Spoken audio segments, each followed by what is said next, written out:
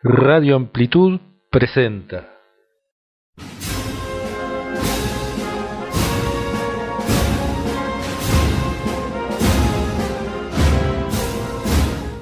Hora H, el programa de la Asociación Heiligenstadt.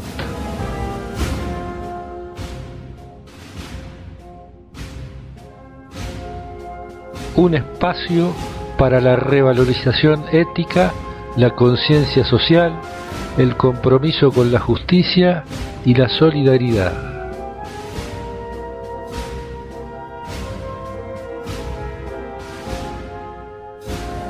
Por eso sale cada miércoles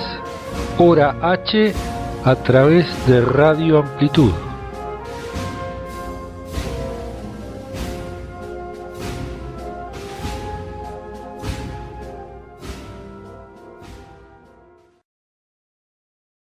Buen día, Granada. Este es el programa de la Asociación Heiligenstadt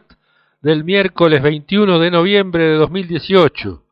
víspera de Santa Cecilia, patrona universal de la música, y habiéndose conmemorado antes de ayer, 19 de noviembre, el 190 aniversario de la muerte de Franz Schubert. Buenos días, Hernán. Buenos días, Horacio, oyentes de Radio Amplitud. Como ya viene volviéndose habitual, no pasan 2 semanas, el lapso entre 2 emisiones de Hora H, sin que se produzca alguna nueva perla desde los factores de poder en Granada o resto de España, que venga a corroborar de manera palmaria todas nuestras denuncias e hipótesis que hacemos desde aquí sobre la corrupción e indignidad de ese poder. Así, en los pocos días transcurridos desde la última vez que hablamos por este micrófono, apareció el fallo del Tribunal Supremo favoreciendo descaradamente a la banca, y lo hace nada menos que la instancia superior del Poder Judicial, instancia que constituye el modelo para todo el resto del sistema, modelo de integridad, de profesionalismo y de celo en la función como garantes de los derechos del ciudadano, como última ratio a la que recurrir en procura de justicia. Los hechos son por demás elocuentes y no se eximan de mayores comentarios. En suma, que no existe ni la menor exageración en lo que hemos venido sosteniendo todo el tiempo, de que no existe en España el Estado de Derecho y que somos rehenes de un Estado terrorista. Y lo dijo ya Ortega y Gasset, que era racional y pacifista, como lo somos nosotros mismos, que llegados a semejante circunstancia de arbitrariedad y de denegación de justicia como se dan en España actualmente, y de lo que este episodio del Tribunal Supremo es una nueva reafirmación, deviene última ratio la violencia como única esperanza de justicia. La justicia por mano propia, o sea, el fin de la convivencia civilizada, ante la manipulación y burla que se hace de los principios básicos que la rigen para privilegiar los intereses del poder corrompido del Estado terrorista y sus amigos. Y a propósito, habrá mucha gente que recién ahora, y como suele suceder en la medida que tocan sus propios intereses y su bolsillo, empieza a caer en la cuenta de ello. Pero en esta instancia quiero recordar y volver a hacer público un evento que protagonicé en abril del 2017, ocasión en la que realicé una presentación sobre el tema de la discriminación en los procesos de acceso al empleo. Ello fue en la jornada Voluntarios contra todo tipo de discriminación, organizada por el Vicerrectorado de Responsabilidad Social, Igualdad e Inclusión de la Universidad de Granada, y entre los panelistas se encontraba también el Defensor del Pueblo de Granada. Y en un pasaje de mi charla, después de presentar abundantes datos que lo confirmaban, con el mismo estilo que solemos seguir en nuestro programa radial, enunciaba la siguiente conclusión. España es hoy un país donde la ley se cumple y aplica según la autoridad del caso que la manipula como masilla y la aplica como quiere y a quien la quiera aplicar, beneficiando a quien quiera y bloqueando a quien se le dé la gana, sin control ni consecuencia. Por supuesto que la cosa no tuvo luego mayor repercusión ni ulterioridades, ni aun estando de testigo el mencionado Defensor del Pueblo, como tampoco surgen repercusiones ni ulterioridades, ni apoyo ni solidaridad para superar los graves obstáculos que venimos denunciando en nuestro programa al respecto de los derechos fundamentales de las personas, por parte de ese Estado corrompido, sus mandatarios y sus socios en los diversos factores de poder, con responsables concretos involucrados que hemos mencionado sin eufemismos. El piadoso, o más bien impío, manto de silencio, que siempre subsigue a la difusión de tales pruebas y evidencias, siendo que las mismas son difundidas públicamente y pueden llegar a todo el que quiera escucharlas, sugiere algo que venimos sosteniendo desde el principio, que no hay Estado y poderes del Estado inmorales sin mediar la inmoralidad del pueblo o la sociedad en que se apoyan, en tanto y cuanto estemos hablando de sistemas de gobierno democráticos, así sea formalmente. Y otra cosa más, queda muy claro cómo ahora el hecho se refleja en la prensa colaboracionista y alcanza amplia repercusión, y tiene fuerza porque es algo que afecta al bolsillo de la mayoría burguesa votante. Esa burguesía cateta, no ya granadina, sino de toda España, que se conduele solo cuando puede autocomiserarse de su propia desgracia, desgracia que en este caso pasa porque les hicen algunas pesetas de más. Pero cuando esa misma burguesía cateta e hipócrita, buena parte refugiada en conventículos y sectitas de la Iglesia Católica y otras, es interpelada en sus conciencias para que apoyen causas que enfrenten a la flagrante y aberrante injusticia que afecta a los más vulnerables, la lepra del desempleo y las acciones de discriminación en los procesos de acceso al empleo, el genocidio del aborto hacia las más vulnerables de las criaturas asesinadas por quienes están obligadas a ser los protectores y garantes naturales de su inalienable derecho a la vida, la creciente coacción hacia toda la sociedad que promueve la ideología subversiva e enquistada en partidos políticos, que prohijan grupos minoritarios delirantes que buscan imponer como norma engendros como la autodenominada identidad de género, o el feminismo radical que no solo ha logrado subvertir en su favor principios seculares fundamentales del derecho, sobre cuya base evolucionó nuestra civilización y cultura, sino que es uno de los aguantaderos ultras de donde se promueve la descriminalización del infanticidio y desensibilización del genocidio, y en fin, que toda esa agitación y propaganda, seguida de hechos de coacción y acción directa, como bien cabe desde siempre a las minorías mafiosas antidemocráticas, promueve una campaña de odio, acoso y discriminación contra todo el que piense diferente y busque oponerse y refutar sus delirios, y tal campaña cuenta con el apoyo de ingentes quintacolumnas incrustadas en el poder del Estado, en la persona de políticos de esos partidos cómplices y colaboracionistas que detentan funciones públicas. Bien, vamos programa adelante. Pero antes, bien vale la pena recordar nuestro llamamiento a la conciencia de los oyentes a que se identificasen con nuestra prédica y valores, procurando tomar contacto y comenzar a organizarnos en pro de acciones que promuevan un orden más justo. Y propusimos algunos proyectos concretos de Heiligenstadt en tal sentido, y no hemos tenido eco hasta ahora, lo que da la pauta de que ninguno de nuestros oyentes tiene verdadero interés en involucrarse en nada que le signifique replantearse sus hábitos y sus contornos proteicos de interacción con el sistema corrompido, con lo cual sus soluciones de compromiso se agotan en renegar, parlotear y escandalizarse un poco de la boca para afuera, pero no molestarse en poner ningún esfuerzo personal para cambiarlo. Incluso convencerse de que ellos no pueden ni deben hacer nada al respecto. No ser nunca los primeros, esperar que haya una masa crítica, un grupo ya organizado que promueva algo para ellos acompañarlo, aunque a distancia conveniente para despegarse ni bien haya algún atisbo de riesgo para sus existencias burguesas. Y cuando hablo de existencias burguesas moduladas por la ignorancia y la falta de conciencia, embotadas por su complacencia en la continuidad, en la propia cotidianeidad de mediocridad, torpeza e incluso vicio, aunque pueda parecer absurdo, pienso también en los hábitos de vida de mis vecinos del polígono, buena parte de ellos de la etnia gitana, que claman redención, pero siempre que ello no les exija renunciar al relativo relajamiento de sus costumbres y a las comodidades que de un modo u otro se le facilitan con ese estilo de vida mayormente divorciada de todo contexto moral. Así las cosas, recuerdo que la charla sobre discriminación de hace año y medio a la que me refería hace un momento, la había abierto con una frase de Ortega y Gasset que decía lo siguiente: los principios en que se apoya el mundo civilizado, el que hay que sostener, no existen para el hombre medio actual. No le interesan los valores fundamentales de la cultura, no se hace solidario con ellos, no está dispuesto a ponerse en su servicio. Pasando finalmente página de esto, recordemos ahora que cuando comenzamos nuestras transmisiones radiales este año, en esta nueva etapa de nuestro programa, dijimos que en orden a promover la sensibilización en los valores sostenidos por nuestra asociación, iríamos analizando en los sucesivos programas algunos de estos valores cada vez, tal como originalmente los hemos enunciado en el capítulo 7, Análisis de los valores, de El Nuevo Testamento de Heiligenstadt. El valor promovido que hoy pensamos atacar estaba enunciado así.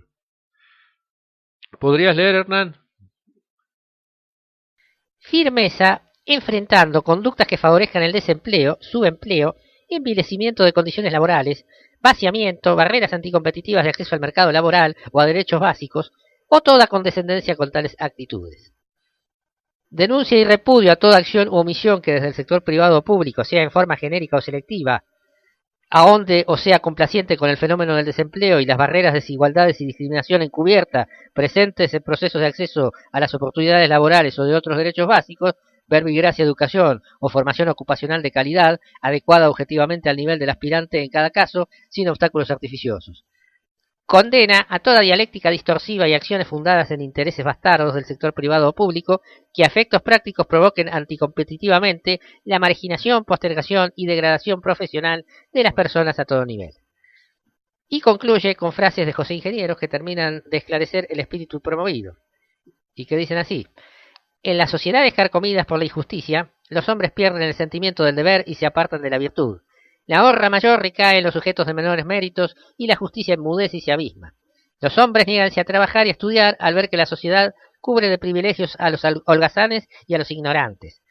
No puede existir moralidad en la nación mientras los hombres se alivianen de méritos y se carguen de recomendaciones, acumulándolas para ascender sin más anhelo que terminar su vida en la jubilación. Una casta de funcionarios es la antítesis de un pueblo.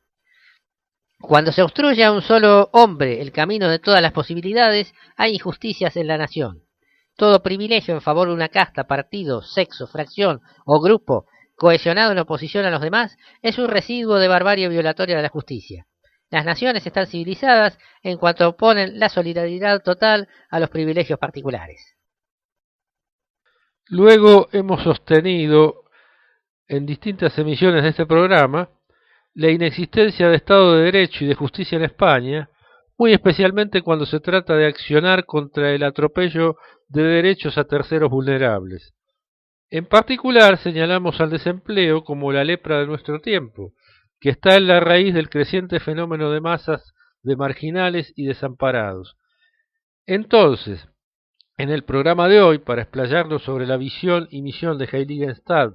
sobre este valor, hemos pensado en difundir los datos y comentarios más significativos aportados por aquella presentación nuestra del 2017 sobre la cuestión de la discriminación en el acceso al empleo. Pero nos meteremos de lleno con ello en nuestro segundo bloque.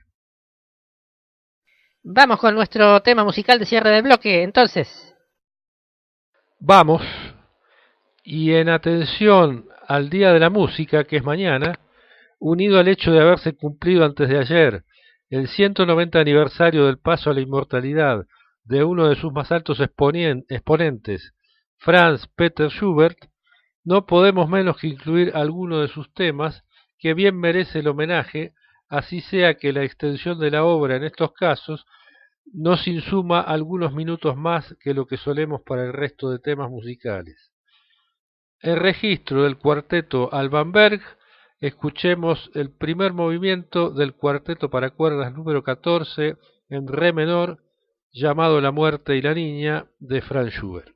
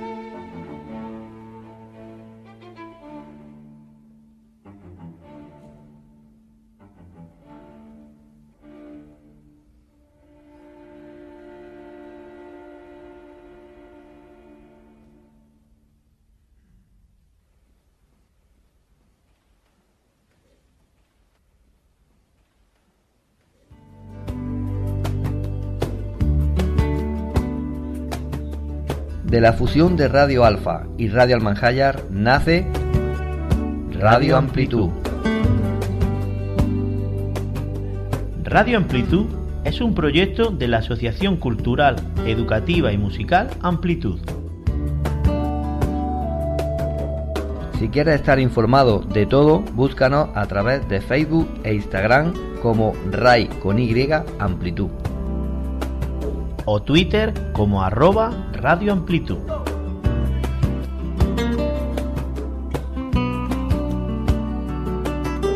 Nuestro correo electrónico es radioamplitud1@gmail.com. Escúchanos en directo o descárgate nuestro podcast a través de la aplicación gratuita Spreaker.com. Tanto para móvil como para PC. Enriquece tus oídos a través de la música. Siente la música a través de Radio Amplitud.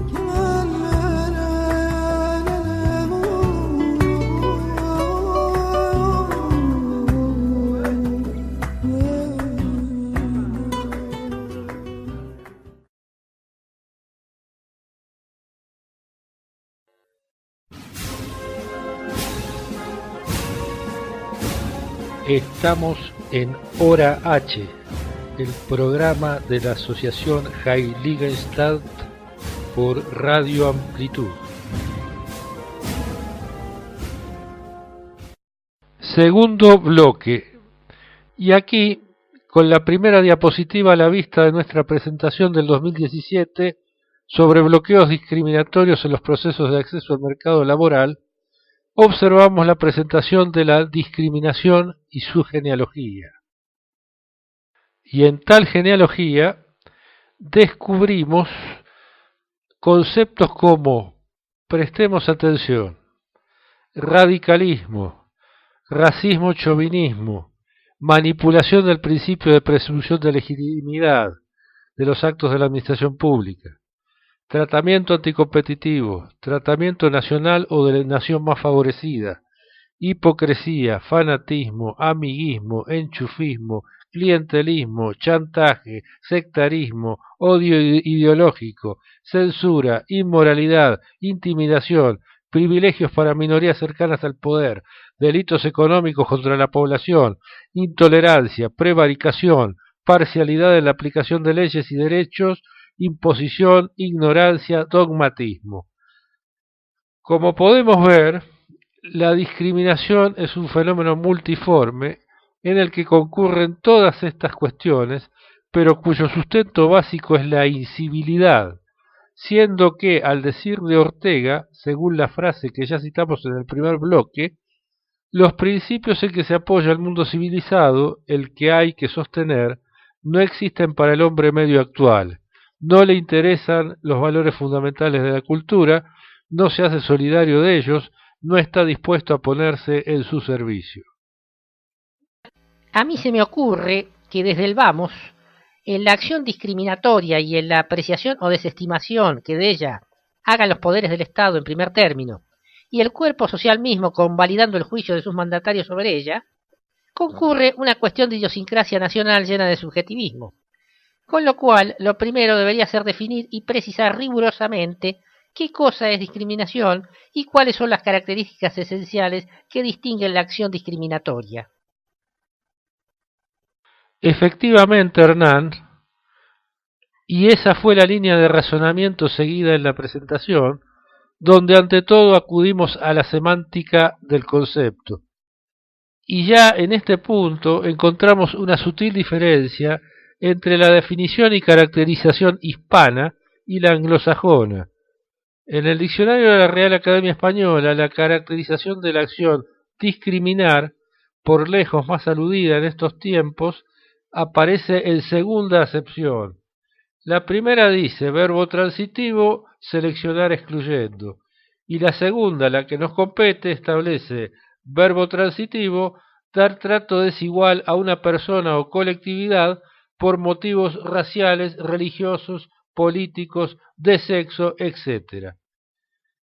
Es una regla ya muy conocida que se aplica a cualquier definición, que la misma es tanto más rigurosa y apropiada en razón directa a su generalidad.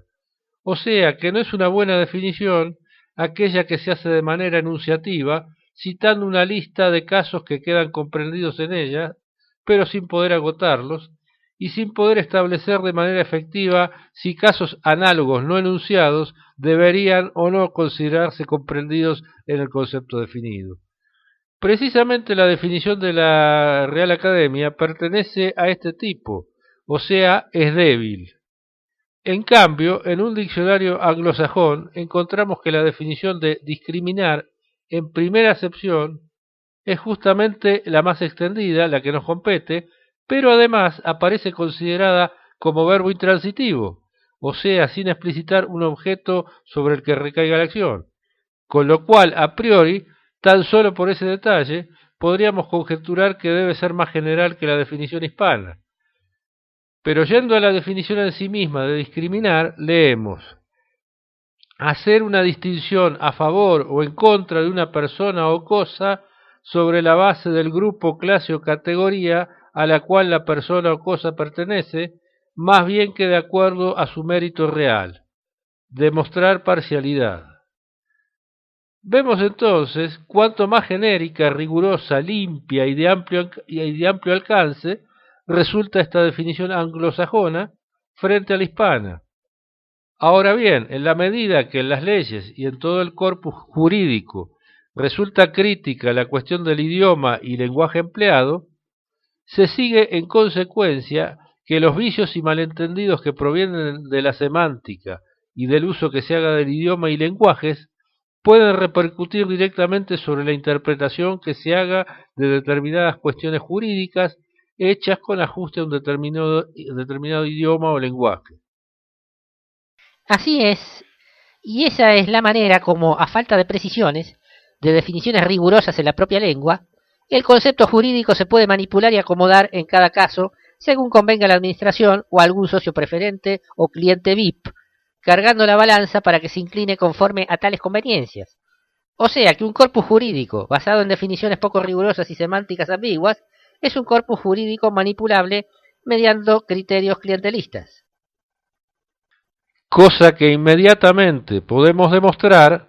partiendo de una comparativa de cómo se entiende y cómo aplica el concepto de discriminación, según sea el caso, los que intervienen en el hecho discriminatorio, su diferencia relativa de posición o poder y el interés a proteger, que no siempre coincide entre lo formal que estipula el corpus jurídico y lo informal que depende de quién tiene a cargo la interpretación de la ley y de su mayor o menor afinidad con alguna de las partes del litigio. En la presentación nuestra titulamos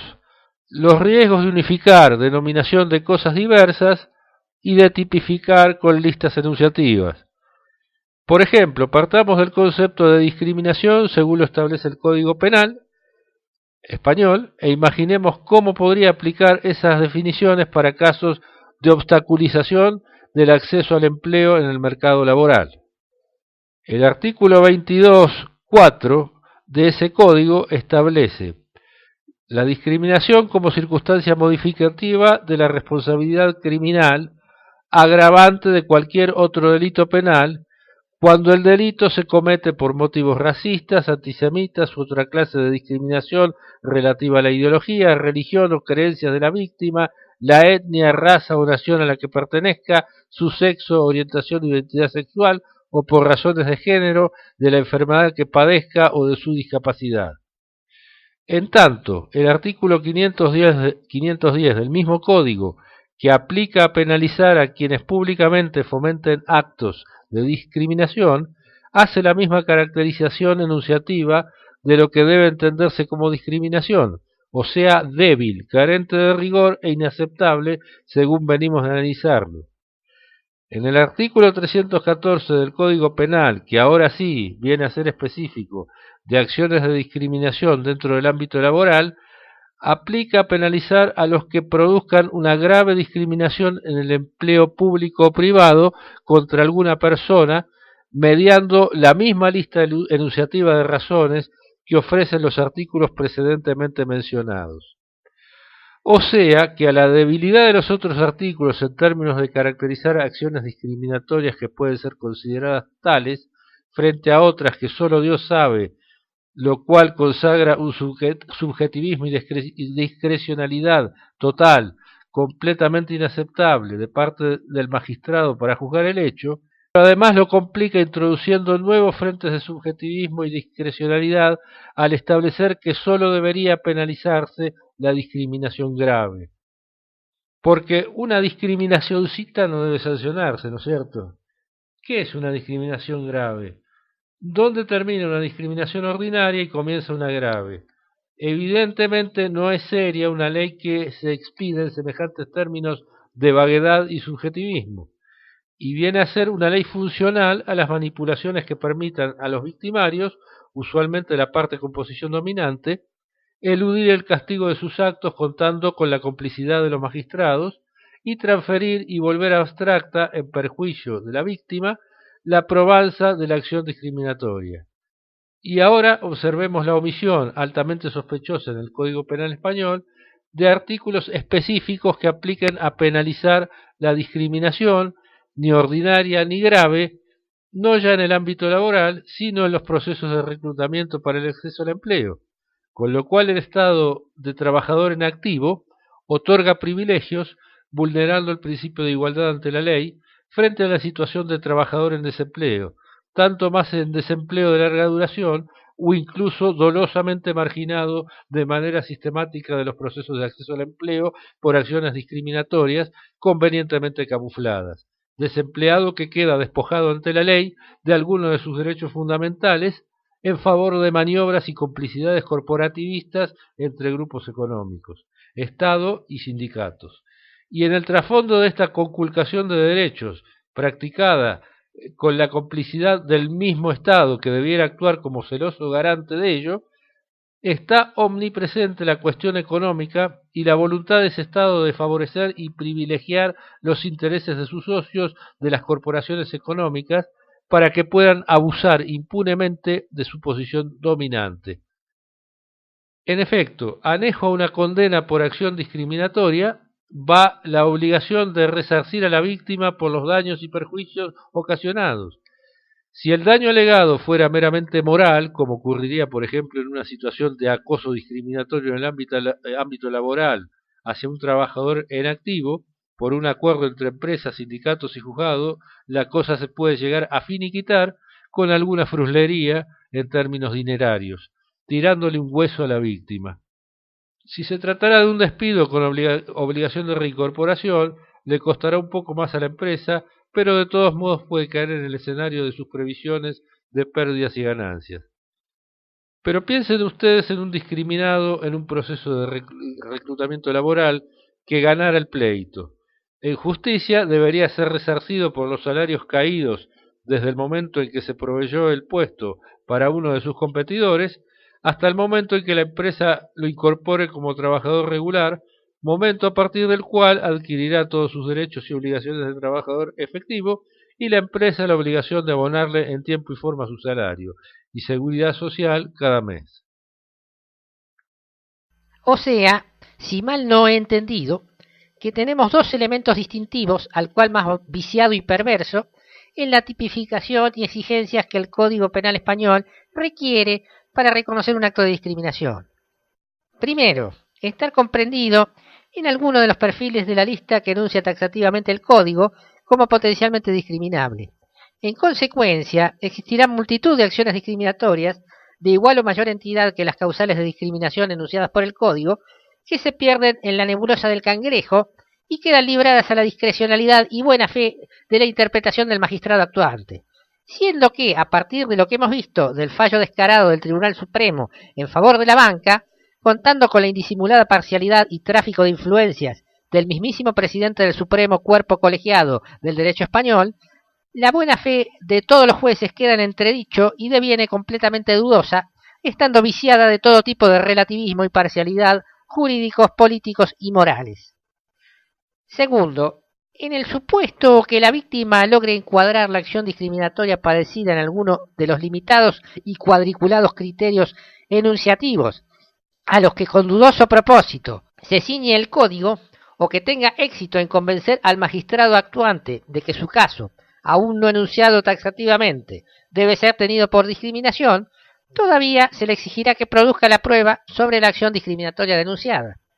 Y ocurre que precisamente en la manera que se realizan estos procesos de selección para el acceso al empleo y mediando el deliberado vacío legal y de contralor en el que se desarrollan, se otorgan todo tipo de facilidades y privilegios al empleador para que practique la acción discriminatoria con total impunidad y borrando todas las pruebas que lo incriminen, y aunque no se borren trazas ni pruebas, organismos de contralor y magistrados concurren a proteger a los victimarios corporativos y sus intereses ante toda amenaza, llevando las cosas a un punto muerto para que esas pruebas no salgan a la luz y abortando cualquier causa incipiente, procediendo a desestimarla antes de investigar debidamente los hechos, no sea cosa que sus particulares clientes de grupos económicos vengan a quedar en evidencia y perjudicados. Nótese que este modus operandi lo realizan los mismos que tienen el mandato público de actuar como garantes de derechos individuales, tanto más de los derechos de las partes más vulnerables frente a los privilegios de las de posición dominante, sean grupos económicos privados o el propio Estado. Últimamente se ha otorgado una nueva facilidad a esos grupos económicos mafiosos a través de manipular la Ley de Protección de Datos de carácter personal para facilitarles un mejor ocultamiento de sus chanchullos y acciones discriminatorias y de la continuidad en la irregularidad e ilegalidad de estos procesos de selección, invocando indebidamente que se coloquen estos procesos bajo el paraguas de la protección de datos económicos y profesionales de los candidatos que compiten por los requerimientos objetivos para un puesto de trabajo, para que no se puedan reclamar contra las maniobras anticompetitivas de estos empleadores en este tipo de procesos viciados, carentes de toda transparencia, en los que se lesionan derechos firmes de los que compiten, se vulneran todo tipo de lealtad en los actos del actor económico potencial empleador y se tolera el abuso de posición dominante de ese empleador con la connivencia de funcionarios de organismos de controlor y magistrados eventualmente requeridos por las víctimas para que provean justicia. Creo que lo has interpretado muy lúcidamente, y eso que aún restan otros elementos que destacar. Pero volviendo a lo que te venía diciendo, a lo cual nos habíamos referido como los riesgos de unificar denominación de cosas diversas y de tipificar con listas enunciativas, podríamos, ahora que ya dejamos en claro los riesgos de tipificar con listas enunciativas, referirnos a los riesgos de unificar denominaciones de cosas diversas. Ya vimos cómo cabe caracterizar propiamente la acción discriminatoria con la meridiana claridad que nos proveía la definición anglosajona. En consecuencia, sería improcedente y traído de los pelos, pero incluso vulnerador del principio de igualdad ante la ley, que el corpus jurídico estableciera criterios de valoración y de enjuiciamiento diferentes para una acción que se reconoce con un mismo vocablo en el idioma castellano, que es de todo punto de vista y en sus efectos completamente análoga en un ámbito como en otro, para adaptarlo de manera relativa al perfil particular e intereses de los que aplica en cada ámbito. Concretamente, inmediatamente del concepto y caracterización de acción discriminatoria, como lo hemos visto reflejado en el Código Penal, surge la caracterización del acto de discriminación conforme al derecho administrativo y al mercantil, que lo define así: discriminación al consumidor sin causa jurídica en materia de precios u otras condiciones de ventas. ¿Qué significa en este caso sin causa jurídica? Si no se reconoce una causa jurídica en la acción de aplicar precios o condiciones de venta diferenciales en función de quién sea el cliente, entonces no hay reclamo válido que proceda ante la ley. Por el contrario, sería, como se ha dicho, un capricho que vulnera el principio de igualdad ante la ley, diferenciar entre causas jurídicas y no jurídicas de una acción discriminatoria que, en tanto que tal, muestra los mismos elementos y conductas en distintos ámbitos. Y todavía aparece un nuevo elemento más que resalta la simetría de tratamientos. En tanto que desde la administración se fomenta el embeleco de, en estudios, ensayos y estadísticas diversos, presentar las estadísticas de denuncias penales sobre discriminación como una percepción de los que se declaran sus víctimas, por el contrario, la caracterización que hace la Ley 15 del 2007 de defensa de la competencia de la discriminación practicada con abuso de posición dominante no se permite ambigüedades ni subjetivismo alguno, o sea, caracteriza una discriminación objetiva, nada de percibida. El artículo 2.1 establece: queda prohibida la explotación abusiva por una o varias empresas de su posición de dominio en todo o en parte del mercado laboral,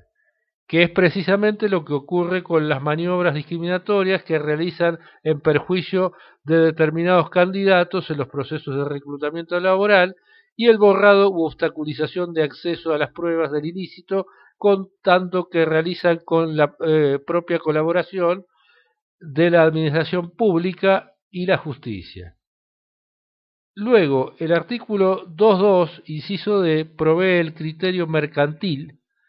indebidamente disociado en esencia del criterio del Código Penal en cuanto a la acción discriminatoria. El abuso podrá consistir en particular en la aplicación en las relaciones comerciales o de servicios de condiciones desiguales para prestaciones equivalentes que coloque a unos competidores en situación desventajosa frente a otros. Eso es lo que dice la ley. Ahora, el que un juez pueda valorar condiciones desiguales para prestaciones equivalentes entre distintos concurrentes de una oferta implica la existencia de unas condiciones perfectamente estipuladas y de una oferta que también especifica en detalle la naturaleza y calidad de la prestación ofrecida. vale decir, todo objetivamente especificado. Pero he aquí que en un proceso de selección para proveer un puesto de trabajo, notoriamente para puestos cualificados, la empresa que publicó y difundió la oferta, más propiamente la demanda de sus necesidades que el postulante debiera satisfacerle, lo hizo o debió haberlo hecho sobre la base de unas competencias objetivas que la posición requería.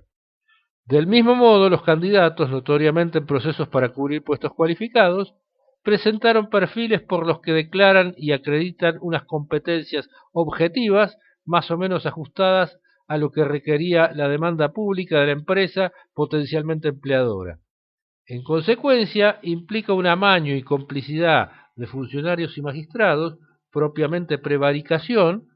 negarse a intervenir y a investigar y denegar justicia al ser requeridos por terceras partes que se presenten como anticompetitivamente o discriminatoriamente damnificadas en el proceso de selección y, como en el caso de la acción penal por discriminación, aquí también la obstaculización de justicia practicada conlleva un trasfondo de complicidad para favorecer y privilegiar los intereses económicos de la empresa empleadora que abusa de su posición dominante en el proceso para que no corra riesgos de tener que responder por los daños y perjuicios ocasionados a terceros por sus acciones anticompetitivas y discriminatorias en procesos de reclutamiento laboral. Entiendo que básicamente estás diciendo lo altamente irregular que resulta ese amañamiento y condicionamiento de un concepto esencialmente igual en función de a quién debe aplicarse. Mucho peor aún, la discriminación que caracteriza según el fuero comercial como abuso de posición dominante establece toda una serie de garantías que asisten al reclamante que se considere damnificado.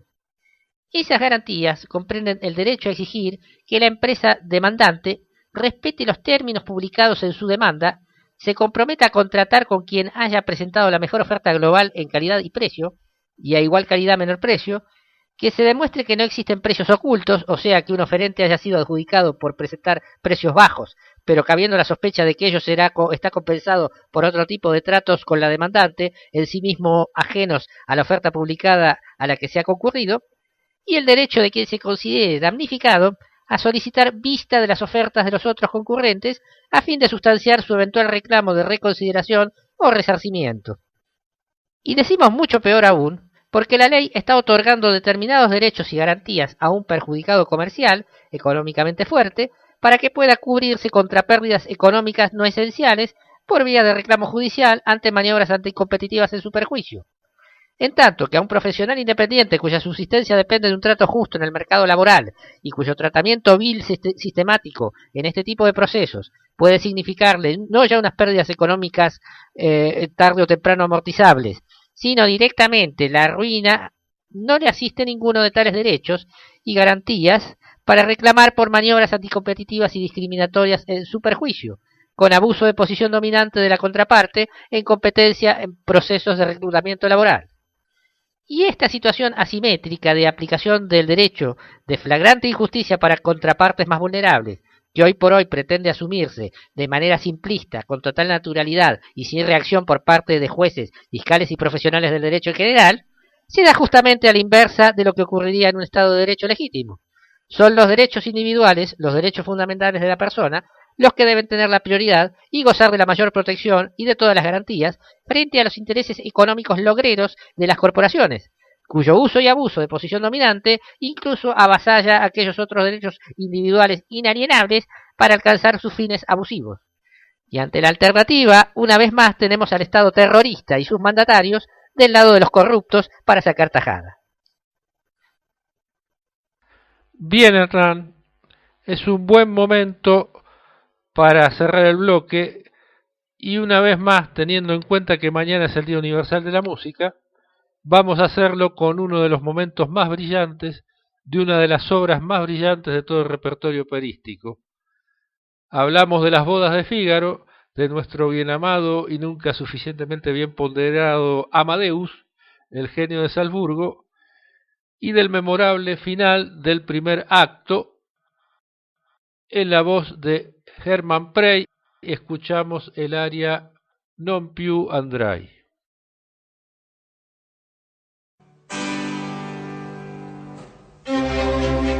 non piantrai farfallone amoroso,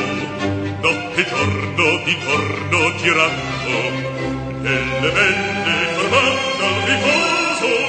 Narcisetto dolcino d'amor, nelle belle fermando al riposo, Narcisetto dolcino d'amor. Non ti avrai questi bei pennacchini, quel cappello leggero e gallante, quella chioma, quell'aria brillante, quel vermiglio d'onesco color, quel vermiglio d'onesco color. Non ti avrai quei pennacchini, quel cappello, quella chioma, quell'aria brillante. Non ti andrai farfallone amoroso, notte e giorno d'intorno girando, delle belle formando il riposo, Narcisetto dolcino d'amor, delle belle formando il riposo, Narcisetto dolcino d'amor. Tra corrieri a farbacco, gran mustacchi stecco stacco, scoppia in spalla, sciabla a fianco, palla dritto, uso franco, un gran casco, un gran turbante, molto onor, poco contante, poco contante, poco contante. Ed invece del fandango una barca per il fango, per vantaggi e per valloni, con le nevi e soglioni e il concerto di tromboni, di bombarde e di cannoni, che le palle in tutti i tuoni all'orecchio fan fischiar. E non ti avrai quei pennacchini, e non ti avrai quel cappello, e non ti avrai quella chioma, e non ti avrai quell'aria brillante. Non ti andrai farfallone amoroso, notte e giorno d'intorno girando, delle belle fermando il riposo, Narcisetto dolcino d'amor, delle belle fermando il riposo, Narcisetto dolcino d'amor. Ti rubino alla vittoria, alla gloria militar, il rubino alla vittoria, alla gloria militar, alla gloria militar, alla gloria militar.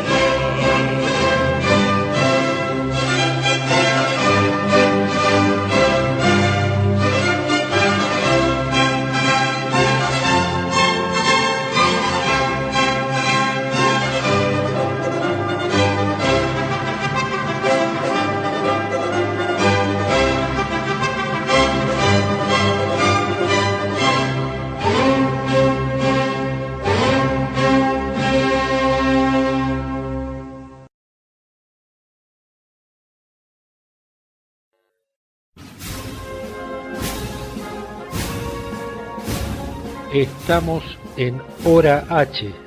el programa de la Asociación Heiligenstadt por Radio Amplitud.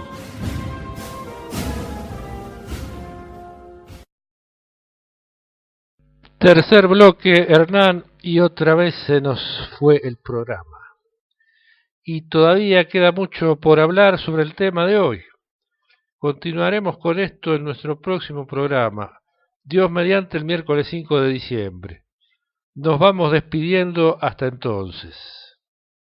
Oyentes, Horacio, reiterar nuevamente el placer inexpresable que me embarga haciendo este programa. Hasta el próximo, si Dios quiere. Así termina el programa de hoy, de Hora H, y no se pierdan el próximo, que sobre el mismo tema promete abordar enfoques todavía más interesantes. Recordemos que estos temas pueden encontrarlos organizados en el libro El Nuevo Testamento de Heiligenstadt. Mayores detalles en nuestro sitio web, del que pueden tomar nota a continuación en nuestro cierre. Por el correo del mismo pueden ponerse en contacto para adquirir ejemplares del libro y arreglar los detalles del envío. El precio del ejemplar es de 10 euros más gasto de envío y su adquisición contribuye a difundir y soportar la acción de nuestra asociación. Hasta la próxima, si Dios quiere. Esto ha sido Hora H, el programa de la asociación Heiligenstadt. Nuestro sitio web heiligenstadt.wix.com/Heiligenstadt y ha llegado hoy a ustedes a través de Radio Amplitud. Gracias oyentes, gracias Granada.